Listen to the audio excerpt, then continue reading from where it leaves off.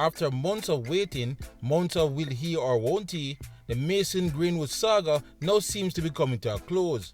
But now the question remains, where on the field should he be placed by Coach McLaren to best utilize him for the Reggae Boyz? Yeah people, welcome back to Jamaica Fun. Today we discuss where in the Jamaican starting 11 Mason Greenwood should play. Now, when the links to Mason first began, the Reggae Boyz were a team short of goals, with many believing, despite the presence of Mikel Antonio and Shamar Nicholson, the team still lacks a killer number 9. Jump forward to 2025, we now have the likes of Warner Brown and Burrell joining the player pool, but many still believe we still lack that killer 9.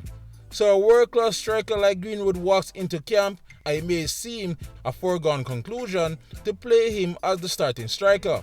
Except we may be overlooking Jamaica's real problem all this time, and that's the team's lack of consistent chance creation.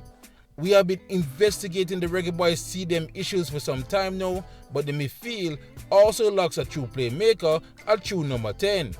We have been forcing the likes of Demarai Gray and sometimes even Russell to play the number 10 position with very little success, meaning the team had to rely heavily on the wingers to generate majority of our goal scoring opportunities.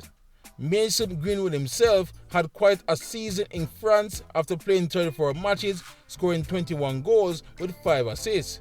He spent majority of his time there under coach Roberto De Zerbi playing out at right wing, a fact that is backed up by his season heat map. So clearly the player enjoys, or at least is most effective, playing out wide. And when you add the fact we look lost breaking down any sort of a low block in the last 2 years, it almost seems certain that Greenwood will be a cut figure of frustration, starved of any meaningful service if he plays as our starting number 9. And yes, I understand the counter argument to this. If he's such a dangerous finisher, we want him in and around the box, in and around the goal as much as possible.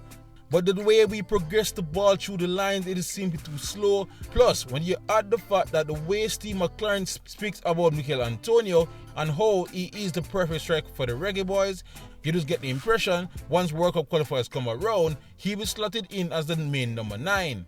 So of course, it would seem that it would be natural that he would then be placed at right wing, where he had played all season long. But then you have the added troubles about the fact that that spot normally belongs to one Leon Bailey.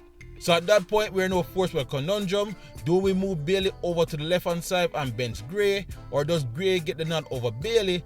But the coach himself has shown over the last couple of months that he will want as many of his talented players in the starting lineup. So we might see Bailey more on the left-hand side, Greenwood on the right, Antonio up front, and Gray once again have to settle for the number 10 position. But then you really have to know question, would that be the right fit for each of these players? I mean, it may only be just 30 minutes against Guatemala and Kingston, but Bailey did not look all that comfortable out on the left-hand side and looked much better once he switched with Cephas and went on his favored right side. But come on, we all know that Mason has to start, and I still think unless our midfield greatly improve, he would be less effective leading the line. Plus, again, if you look back at his time in Marseille last season, he clearly has no trouble still finding the goals up on the right hand side. I mean, he did get 21 from out there, so I wouldn't worry too much if you think he wouldn't generate enough chances from the right wing.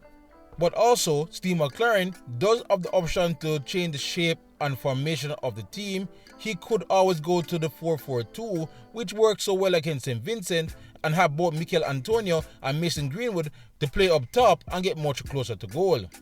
But all this guessing game is what makes things so exciting for the September window, as we are expecting not only the likes of Mason Greenwood, but also 3 other top-class players to inject some life into the struggling Reggae Boyz at the moment. But come on, let me know in the comment section below on your thoughts where it's best to utilize Mason Greenwood. Would you rather have him at the number 9 position? Would you rather have him at the right wing? Some people are also saying play him as a second forward or the number 10, while some people have no problem if he takes great position out there on the left hand side. Regardless where he does play, we are hoping he hits the ground running and help us to power our way through these last 6 matches of World Cup qualifiers. Alright guys, that's all I got on this short look on the Reggae Boyz and the possible impact that Mason Greenwood can have on this national team. And before you go, please remember to like, subscribe and share as we look to keep you all up to date on everything on the Reggae Boyz leading up to the World Cup qualifiers starting in September. Otherwise, for great Reggae Boyz content, you're already at the right place. Jump your fun. YouTube, big up yourself.